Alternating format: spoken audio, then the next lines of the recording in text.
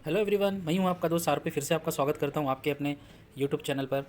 दोस्तों, आज देखिए, काफ़ी एक शानदार बजट मैं कह सकता हूं, मोटा मोटी, जो काफ़ी सेक्टर को मतलब पसंद आया और काफ़ी लोगों ने इसे पसंद भी किया है। और मार्केट में जिस तरीके से तेज़ी हमें देखने को मिली थी, लगभग 12 से 1 बजे के बीच में लगभग हर एक इंडाइसिस तेज़ी के अपने डे के हाई पर आकर ट्रेंड कर रहा था। लेकिन उसी के बाद एक और भयंकर गिरावट, एक रोलर कोस्टर सारे इंडाइसेस में चढ़ा है। ठीक है, तो चलिए उसके अलावा आज हम बात करने वाले एक ऐसे स्टॉक्स के बारे में जहाँ पर मतलब लगभग 6% की तेज़ी हुई है। ठीक है, तो चलिए सीधे बढ़ते हैं उस स्टॉक की ओर कि मतलब क्यों तेज़ी हुई है और काफ़ी गिरावट इस स्टॉक में देखने को मिली है। काफ़ी गिरा है दोस्तों, एक फंडामेंटली शानदार कंपनी है, लेकिन जिस तरीके का अभी माहौल है एंड काफ़ी कुछ उनके रिजल्ट फीके थे क्वार्टर 3 के। हालांकि काफ़ी लोग इसमें इन्वेस्ट करके बैठे और काफ़ी लोगों को ये स्टॉक पैसे बना के दिया है। तो चलिए बिगर देरी करें आगे बढ़ते हैं। सभी से विनती करता हूँ कि चैनल को सब्सक्राइब अवश्य कीजिए और वीडियो को लाइक ज़रूर कीजिए और कंप्लीट वीडियो ज़रूर देखिए दोस्तों। चलिए, तो यहाँ पर हम पहुँच चुके हैं दोस्तों। देखिए, डिक्सन टेक्नोलॉजी, यस, एक काफ़ी लोगों का चहेता स्टॉक है डिक्सन टेक्नोलॉजीज़। काफ़ी पैसे इन्होंने बना के दिए और आज देखिए मार्केट में जहाँ पर मतलब काफ़ी हाई वोलेटिलिटी थी, मतलब कौन सा स्टॉक कहाँ भाग रहा है, इंडाइसेस मतलब कभी रेड में दिख रहे थे, कभी ग्रीन में। अगर आप लगभग 2 बजे के बाद, 2 से साढ़े 3 बजे का जो टाइम था, 1.5 घंटे का, वहाँ पर अगर आप देखेंगे तो काफ़ी मार्केट में उतार चढ़ाव देखने को मिला है दोस्तों। ठीक है, तो उसी बीच जो फाइनेंस मिनिस्टर के द्वारा जो बजट अनाउंस किया गया है, उस बजट के मद्देनज़र रखते हुए कुछ ऐसे स्टॉक्स हैं जहां पर एक अलग ही रैली हमें देखने को मिला है। तो आज देखिए उसी में से हम बात करेंगे डिक्सन टेक्नोलॉजी। लगभग 6% तेज़ी इसमें हमें देखने को मिला था दोस्तों यहाँ पर।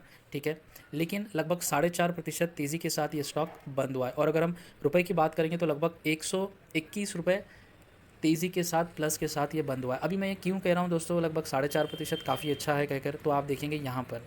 तो यहाँ पर देखिए, अगर मैं 5 दिन की इसकी बात करूँ तो यहाँ पर लगभग देखिए इस बीच 24-25 के बीच में इसका क्वार्टरली रिजल्ट आया था। और रिजल्ट के बाद देखिए स्टॉक की परिस्थिति क्या है, मतलब क्या हो गया स्टॉक में। देखिए यहाँ से ये जो डूबा है, मतलब सीधा नीचे आकर लुढ़क कर ये इतने दिनों से 4-5 दिन से नीचे ही चल रहा है। यानी 5 दिनों में लगभग 19% की गिरावट हमें देखने को मिला है डिक्सन टेक्नोलॉजी में, और लगभग 650 रुपये तक ये टूटा है। इसी बीच अगर हम 1 महीने की अगर बात कर लेंगे, काफ़ी इंपॉर्टेंट है, देखिए किस तरह ये फिसला है क्वार्टर 3 रिजल्ट के बाद। तो 1 महीने में लगभग 28% गिरा है और लगभग 1100 रुपये की इसमें गिरावट हमें देखने को मिला है, जिसके कारण मैं इस पे वीडियो बना रहा हूँ कि क्या आज की तेज़ी के बाद इस स्टॉक में खरीदारी करना है या फिर हमें होल्ड करना है या एवरेजिंग करना है। तो सबसे पहले देखिए मैं आपको बताता हूँ हुआ क्या है और क्यों इसमें तेज़ी है। तो पहले वो बात कर लेते हैं, उसके बाद हमें आगे क्या करना है वो हम जान लेंगे।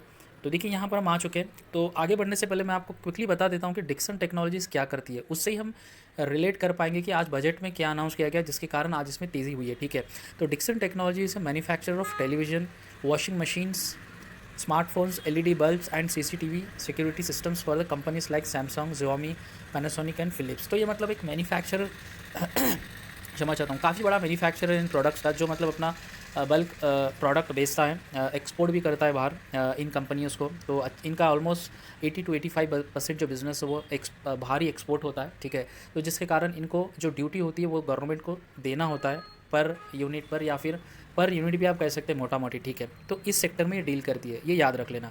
तो उसके बाद देखिए आगे क्या हुआ है। तो देखिए आज निर्मला सीतारमन जी के द्वारा, यानी गवर्नमेंट ऑफ इंडिया के द्वारा जो ड्यूटी ने लगाई जाती है उसमें कमी की गई है दोस्तों, जिसके कारण इनका जो प्रॉफिट रहेगा, जो प्रॉफिट मार्जिन रहेगा, वो सीधा मतलब काफ़ी अच्छा खासा इनको इंक्रीज़ होते हुए देखने को मिल सकता है। अभी कहने का सीधी बात मैं आपको बताऊं, 100 रुपये की कोई चीज़ अगर आप बाहर बेच रहे हैं, उसमें अगर आपको 20 रुपये प्रॉफिट जो हो रहा है वो गवर्नमेंट को देना है। अगर उस 20 रुपये में से अगर आपको कहा जाए कि भाई साहब आपको अभी 20 रुपये देना नहीं है, आपको मात्र 10 रुपये अभी हमें देना है और 20 रुपये देने की ज़रूरत नहीं है, तो सीधा सीधा आपका 10 रुपये बच गया है, ये पर यूनिट। ठीक है, तो आप देखिए कितना बड़ा इनको रिलैक्सेशन मिलेगा, कितना बड़ा इनको लाभ मिलेगा। ठीक है, तो यहाँ पर देखिए, in order to boost electronic manufacturing in India, the finance minister in the budget speech announced lowering the customs duty on the mobile phone components, camera lenses and television parts। तो मतलब इंडिया हमेशा से ही देखिए दोस्तों, पिछले 3 से 4 वर्षों से मेकिंग इंडिया जब से अनाउंस हुआ है उसके बाद से मतलब I really appreciate the government in terms of जिस तरीके से मतलब ख्याल रख रही है ईच एंड एवरी सेक्टर का। And we are trying to inbuilt, मतलब यहाँ पर ही हम खुद का मैन्युफैक्चरिंग कर हम आगे बढ़ना चाहते हैं। We don't want to depend on the other countries. जैसे कोविड का अगर आपको याद होगा, जो मास्क था, जो किट था जो डॉक्टर्स पहनते थे वो काफ़ी शॉर्टेज था इंडिया में व्हेन कोविड स्टार्टेड, जो फर्स्ट फेज़ की मैं बात कर रहा हूँ। After that we decided Indian government कि हम जो किट है कंप्लीट जो कोविड का था वो हम इंडिया में ही मैन्युफैक्चर करेंगे। उसके बाद हमें कभी कमी नहीं हुई है और हम अभी काफ़ी लोगों को वो एक्सपोर्ट भी कर रहे हैं। That is called the decision making, powerful decision making and implementation. तो उसी के अंतर्गत मेकिंग इंडिया के मद्देनज़र ये गवर्नमेंट कह रही है कि हम आपका जो कस्टम ड्यूटी है वो उसे हम कम करेंगे। कौन से पार्ट्स पर? मोबाइल फ़ोन पर, कैमरा लेंसेज पर और टेलीविज़न पर, जो डिक्सन टेक्नोलॉजीज़ बनाती है और बड़े बड़े जो ब्रांड्स होते हैं उन्हें बेचती है बल्क में, ज़्यादातर उनका एक्सपोर्ट होता है, जिसके लिए हम कस्टम ड्यूटी की बात कर रहे हैं, राइट। तो जिसके कारण जैसा मैंने आपको उदाहरण के तौर पे समझाया था कि 100 रुपये का फ़ायदा हो रहा है तो हमें 20 रुपये का ड्यूटी दे रहे हैं, तो उसमें से अभी इन्हें 15 या 10 रुपये देना होगा और सीधा ही 5-10 रुपये बचेंगे। ये मैं उदाहरण के लिए बता रहा हूँ, अभी वो एग्जैक्ट अमाउंट पता नहीं, उदाहरण के लिए बता रहा हूँ। तो इसके कारण आज 6% की तेज़ी इसमें देखने को मिली है। उसके बाद देखिए, the basic custom duty on open cell parts of LED TV panels and camera lenses will be brought down to 2.5%। अगर आप कहेंगे कितना प्रतिशत का इनको रिलैक्सेशन या फिर कमी की गई, वो है 2.5%। काफ़ी बड़ा होता है दोस्तों।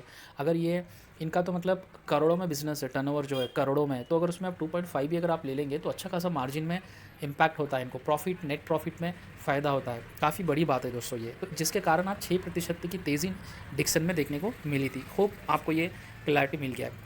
तो अब हम देखेंगे कि मतलब आगे जो रिटेल इन्वेस्टर्स इसमें माल उठा कर बैठे, जैसे अगर 1 साल पहले मैं आपको बताऊं तो यहाँ पर अगर कोई 5,000 के आसपास, क्षमा चाहता हूँ 4,500 के आसपास लिए तो ऑलमोस्ट 2800 रुपये तक ये स्टॉक पहुँचा है। तो लगभग काफ़ी गिरा है, 40% के आसपास। तो अभी आगे इसमें क्या करना है? तो दोस्तों देखिए, जिस तरीके से इनकी जो CEO की जो कमेंट्री थी एंड जिस तरीके से मैनेजमेंट की कमेंट्री थी एंड इनकी जो एक्सपोर्ट में कमी देखी गई थी, मोबाइल में, LED TVs में, ईच एंड एवरी प्रोडक्ट्स में, जिसके कारण आने वाला जो साल भी है वहाँ पर कुछ मतलब ग्लिंच रह सकता है। ग्लिंच इन द सेंस मतलब कुछ उतना गर्मा गर्मी मतलब रिजल्ट नहीं रह सकता है। मैनेजमेंट ने खुद एक्सपेक्ट किया था। हालांकि ये जो रिलैक्सेशन मिला इसके कारण शायद ही कुछ हमें आने वाले Q4 में, आने वाले समय में कुछ मार्जिन्स पे पॉजिटिव इम्पैक्ट देखने को मिल सकता है, बट लॉन्ग टर्म के लिए अभी कहा नहीं जा सकता है। हालांकि एक अच्छी बात है for long term, but stock अच्छा है, काफ़ी गिरा है, यहाँ से और गिरावट नहीं होनी चाहिए, ये मेरा अनुमान है। हालांकि स्टॉक मार्केट है, कुछ कहा नहीं जा सकता है।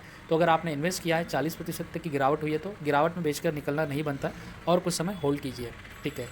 आशा करता हूँ ये जानकारी आपको पसंद आई है, तो चैनल को सब्सक्राइब अवश्य कीजिए और वीडियो को लाइक ज़रूर कीजिए। धन्यवाद दोस्तों।